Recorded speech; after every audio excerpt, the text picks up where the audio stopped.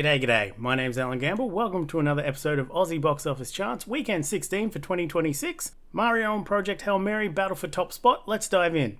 So, first up, the top 5 and the top 10 generally looks a little bit of the same as it did last week. Super Mario Galaxy Movie stays at number 1 with another $5.6 million. Its third week in release, dropping 20% for a current total of $33.4 million. Project Hail Mary at number 2 with another $2.9 million. Its fifth week in release, dropping just 18% for a current total of $32.2 million. You'll notice there two numbers that will give Super Mario Bros. The crown for 2026 so far. We are yet to get into the big summer blockbuster season. At number 3, we have the Magic Faraway Tree with another $1.4 million, dropping just 5% on its fourth week of release for a current total of $8.2 million. Hoppers at number 4 with another $1.1 million, the latest Pixar movie, dropping just 2% on its fourth week of release for a current total of $8.5 million. And then rounding out the top 5, we have Lee Cronin's The Mummy, the new release coming in with just under $1 million, rounding out the top 5. Moving on to 6 through 10, we have The Drama dropping down to number 6 with another $800,000. Its third week in release, dropping 27% for a current total of $4.9 million. Goat shimmies down to number 7 with another $800,000. Its sixth week in release, dropping just 4% for a current total of $11.2 million. At number 8, we have another new entry, Booth Bangala, which is a Hindi language horror comedy out of India that opened with $370,000. At number 9, we had the opening of Fuse that brought in $290,000. I did manage to catch that on the weekend and I had a fun time with it. I thought it was pretty good. If you like David Mackenzie movies, if you don't, it's not going to win you over. But if you've liked Hell or High Water, if you liked Relay from last year, you should like this one as well. And rounding out the top 10, BTS do another world tour live viewing. This one from Japan that brought in $200,000. So our first chart that I want us to look at this week is a quick one that should show why I was so confident that Super Mario Galaxy Movie is not going to beat a Super Mario Bros. Or a Minecraft movie as the highest video game adaptation of all time in Australia. Here are the first 3 weeks of all 3 movies. And you can see a Minecraft movie and Super Mario Bros. Movie, the original from 2023, were pretty much neck and neck those first 3 weeks. And you can see the Super Mario Galaxy Movie opened lower and is falling off harder, and it's just not keeping pace. So at $33.4 million, the Super Mario Galaxy Movie is already the third highest grossing video game adaptation at the Australian box office. So it's got that crown, but it's not going to catch either of those two. So it's got third, but that's where it's going to stay. But it's still a huge smash hit. Don't let anyone tell you that it's a bomb because it's not matching those others. It's still the highest grossing movie of 2026 in Australia. So it's doing all right. The next chart I thought I'd do is a bit of a fun one because it's not a real fair comparison. But I thought I'd compare Lee Cronin's The Mummy, its opening weekend, compared to all the other recent modern mummy movies that we've had released. Obviously, it's not a fair example because Lee Cronin's The Mummy is very much a horror movie, where every other movie that's released in modern history is much more of a big fun adventure movie than a horror. So it was never going to beat the other mummy movies that have been released. So back in 1999, the original Brendan Fraser's Mummy opened to $3.8 million. It went on to be a smash hit. The Mummy Returns in 2001 opened to $5.4 million, which back in 2001, that was still a good amount of money. The Scorpion King, unfortunately, opened to $2.4 million back in 2002. 2008, The Mummy, The Tomb of the Dragon Emperor, opened to $3.5 million. And then 2017's reboot of The Mummy, the Dark Universe that they were going to do, they did one of. They did The Mummy with Tom Cruise, and it didn't do so well. And it was not very good, by all accounts. I don't think I've even seen it to this day. But that's how that looks, and even adjusting for inflation, just to show how wildly successful the first 2 Mummy movies were. When we adjust for inflation, the original Mummy in 1999 opened to $7.9 million, and The Mummy Returns in 2001 opened to an adjusted $10.3 million.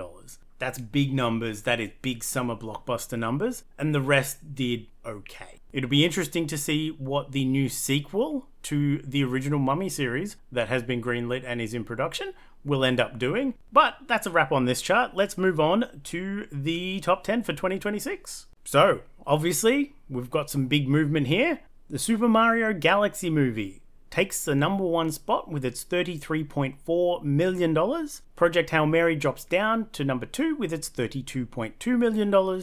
Wuthering Heights stays at number 3 with $20.3 million. Song Sung Blue stays at number 4 with $12.2 million. Goat finally moves up to position number 5 with its $11.2 million, which knocks Marty Supreme down to number 6 with its $9.7 million. Hoppers moves up to number 7 with its $8.5 million, and we have a new entry, the Magic Faraway Tree, entering at number 8 with its $8.2 million. That drops Duranda the Revenge down to number 9 with its $8.1 million, and drops Scream 7 down to number 10 with its $7.9 million. Obviously, a new thing on the chart means something has to have gone, and Hamnet has left the chart with around $5.5 million. That said, some of these low-hanging fruit as we move into the summer blockbuster season are also going to get quickly pushed off the chart. Moving on to upcoming releases, theatrical releases, 23rd of April. Wide releases, we've got 2 main wide releases and then a couple in limited release. First up is Exit 8, the next video game adaptation. This one is from a small indie horror game, and the movie is directed by Genki Kawamura and starring Kazunari Ninomiya, Yamoto Koshi, and Nana Komotsu. If you like small, weird indie horrors, this one will be for you. Obviously, we also have Michael, the latest big music biopic. This one looking at Michael Jackson, although I've heard it ends in 1989, so not the full story of Michael Jackson. Although there's lots of behind the scenes drama and issues and reshoots with this one. I'm not sure how well it's going to do, but it's a big music biopic of someone well known that has a lot of good music. They normally do really well, even if the movie sucks. The movie can be the worst thing ever, and a lot of people will still go and see it because they get some good music that they remember and they like. This one is directed by Anton Fuqua, who is known most for the Equalizer series, and it's starring Jafar Jackson, Coleman Domingo, and Nia Long. So in limited release, check your smaller and indie cinemas. We have Cali Malaga, a Spanish drama directed by Mariam Tuzunani and starring Carmen Marura, Marta Utura, and Ahmed Boulain. We also have The Last Blossom, a new anime movie from director Baku Kinoshita, the creator of Odd Taxi. On the streaming front, however, we do have a lot to get through. First up is Apex, the latest movie from director Baltazar Komaka, starring Charlize Theron, Taron Egerton, and Eric Bana. It's about a woman going head-to-head with a killer in the Aussie wilderness, and it releases on Netflix on April 24th. We also have Stranger Things, Tales from 85. Because Netflix was never going to let this franchise die, we have a new animated series based on the show, and it releases on April 23rd on Netflix, obviously. We also have If Wishes Could Kill, a new Korean mystery drama series, which looks like a cross between Final Destination and The Ring, and it can be caught on Netflix on April 24th, if that sounds like your jam. In returning series, we have Criminal Record. After Season 1 aired back in 2024, its Season 2 can be found on Apple TV Plus on April 22nd. We also have Running Point. The Netflix series returns for its second season just a single year after the Season 1. Wow, damn Netflix, I think you might be onto something there. But April 23rd is when you can find it. We also have New Bandits, the Portuguese language crime drama series that's returning for its second season on Amazon Prime on April 24th.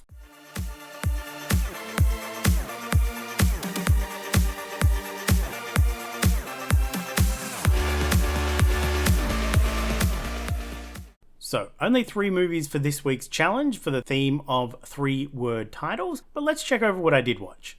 First up was from 2026, The Forbidden City, an Italian-Chinese movie, which is a rare combination, directed by Gabriele Menetti and starring Lou Yaxi, Enrico Borello, and Marco Giuliani, telling the story of May, who is on the hunt for a sister in the criminal underworld of Rome. If you can't decide between watching an Asian martial arts movie or an Italian crime drama, this movie is perfect for you. It has some great fight sequences and action sets, but it also has some solid characters that make the crime drama and romance elements work as well. It's not perfect, but it's pretty solid. Next up was Wicked Little Letters from 2024, directed by Thea Sharrock, starring Olivia Colman, Jessie Buckley, and Anjana Vasan, based on the true story of the Littlehampton Libels, in which a case of obscene letters were sent to residents of Littlehampton, with the primary suspect being an Irish immigrant, Rose. But others suspect someone else is at work. This was a fun little movie. It got more laughs out of me than I was expecting. Really fun little story, but with some elements that bring more serious issues to the table, which were carried by some great performances. Finally was the 2003 movie, directed by Justin Lin, Better Luck Tomorrow, starring Parry Shen, Jason Tobin, Sung Kang, Karen Anna Chung, and Roger Fan. A group of overachieving Asian American high school seniors enjoy a power trip when they dip into extracurricular criminal activities.